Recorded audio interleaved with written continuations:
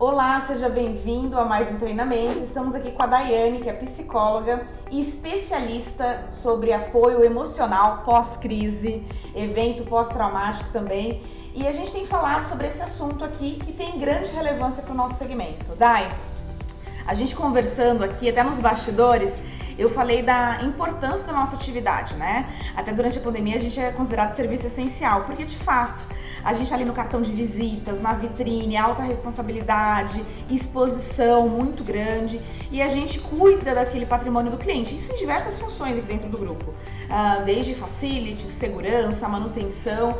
A gente sempre tá dentro da propriedade, da casa do cliente e muitas vezes representando o cliente. Para esse treinamento eu trouxe um exemplo prático que a gente obteve para ter um pouquinho da dinâmica do que você considera que é importante.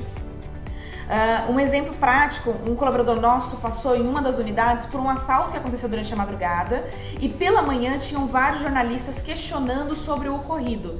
E palavras do próprio vigilante, foi uma pressão muito gigante, eu não tinha autorização para fornecer as informações, né, porque estava apurando os fatos. Como posso manter a calma diante ali de uma pressão nessas condições? Bom, vamos lá. No caso que deve acontecer bastante, né? É muito importante que você não perca o foco do que você está fazendo ali, né? Nós temos duas áreas de interesse. O vigilante ali cuidando, né? Protegendo o patrimônio. É uma situação já tensa, porque houve um assalto. Então, do lado ele protegendo toda aquela situação e do outro, o outro tipo de profissional precisando do furo de reportagem, né? Então, são dois momentos de pessoas emocionadas. É muito importante que você não perca o teu foco. O que você está fazendo ali, né? Quanto menos a gente fala de uma situação, ainda que ele tivesse autorização para falar ou que ele não soubesse se ele podia falar ou não. Quanto menos a gente fala quando a gente está emocionado, melhor. Cada vez que a gente conta uma história, a gente revive ela. Então, primeira coisa, não fica falando sobre a mesma história. Busca falar para quem você precisa dizer. Às vezes para a polícia, às vezes para outros, para a empresa, enfim. Mas evitar e chegar muito claramente para os jornalistas e falar, olha, eu não sei, eu acabei de chegar, né? A gente não gosta de mentir, mas às vezes uma mentirinha faz com que o outro entenda que você não tem propriedade para dizer aquilo, até porque não tem mesmo. O que você vai dizer? O que você vai contar, né? Então tem assim, olha, eu não posso dizer simplesmente porque eu não sei. Quando a gente trabalha com segurança, né? Quando a gente trabalha com segurança de alguma coisa, quando a gente lida com essa questão, tem que tomar cuidado até com quem a gente está falando na hora do almoço. Eu falo muito isso para a pessoa que trabalha no banco, né? Então, evita falar. A imprensa ela vai estar inflamada para te perguntar, você já está na sua emoção extrema porque aconteceu uma situação crítica. Sim. Então, evita falar, né? Seja seguro. Isso é o assunto. Esse acho que é o ponto importante do que você mencionou aqui, da gente ter responsabilidade de saber qual é o meu foco de atuação e também entender que em momentos de crise ou momentos sensíveis de alguma crise ali que está no princípio, às vezes, de um incêndio, eu saber que eu não tenho condições de inflamar mais aquilo, ou que é melhor que eu não fale para proteção própria, inclusive. Sim. Então acho que a linha de, olha, eu não tenho informações suficientes, busco uma abordagem de imprensa, né, passar um e-mail, direcionar por esse caminho, acaba sendo mais seguro pro próprio colaborador. E às vezes fala, olha, entre em contato com a assessoria de imprensa da empresa, né?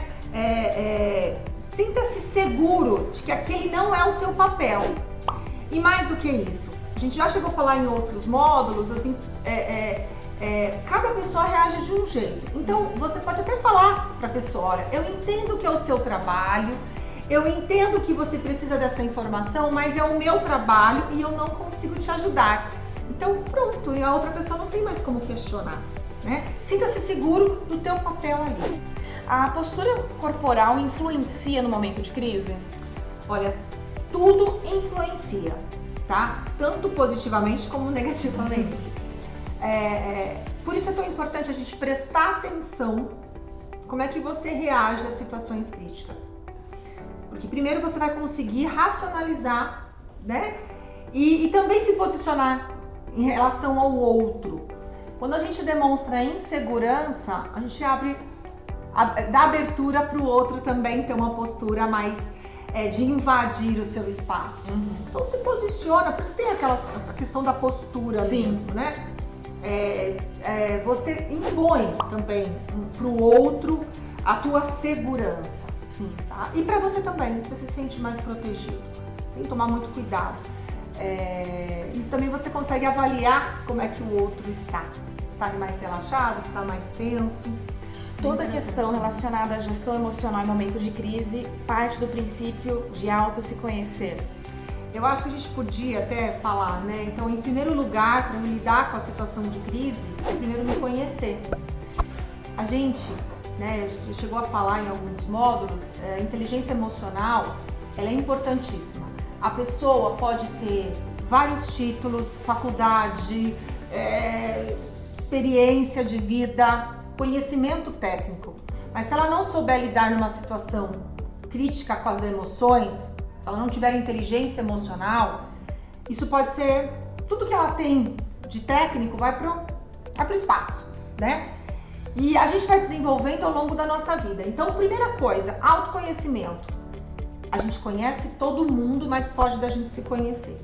É verdade. Então, eu preciso saber que eu me emociono, que eu sinto raiva sim, que eu tenho medo sim, que eu fico triste sim, que essas questões emocionais não é um mimimi, né? Que se eu não estou bem emocionalmente, eu vou impactar no meu físico, que eu vou impactar no meu social, que eu vou produzir menos. Então eu preciso reconhecer como eu lido diante das situações críticas. Ponto 1, autoconhecimento. Um outro ponto importante é a autorresponsabilidade. Porque a gente não pode culpar ninguém e nem se sentir culpado. A culpa é o tumor emocional. Ela faz com que a gente fique estagnado. É importante você chamar para responsabilidade e a tua autorresponsabilidade. Eu sempre vou ter pessoas diferentes ao meu redor. Sempre, sempre, sempre.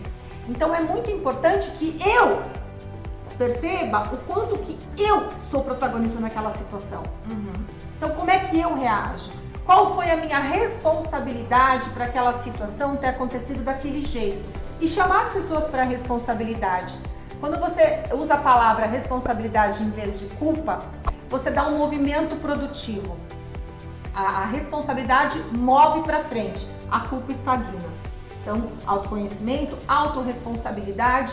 Quando eu tenho esses dois itens, eu consigo fazer a autorregulação das emoções. E aí eu sei, através dos sinais do meu corpo, dos meus pensamentos e de como eu costumo reagir, eu consigo fazer esse equilíbrio, né? E dessa forma tem um outro auto aí que é o autocontrole. Então você vai ver, eu falo que é igual um jogo de videogame, a cada fase você consegue ir se desenvolvendo e se tornando forte.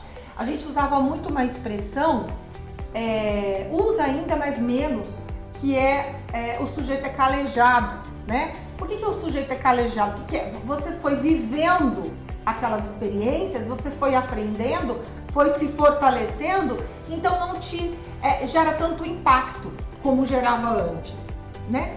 E a questão de descobrir os seus limites.